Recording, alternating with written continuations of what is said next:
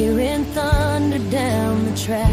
He kept the time on his pocket watch. Never once did he look back. The steam had faded into diesel, but he wore his cap with pride. A quiet king of timetables, with the rails his only guide.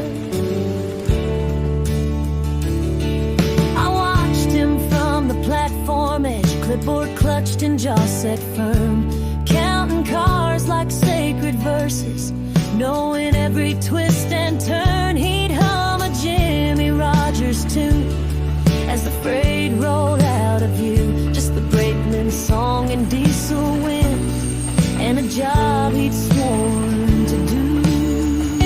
And when I hear a train horn now, it sings the tracks I've never known, of going somewhere far from here, or hauling freight alone. It's not just sound, it's memory, a song of grit and grace. The train man's voice still rides the rails across both time and place.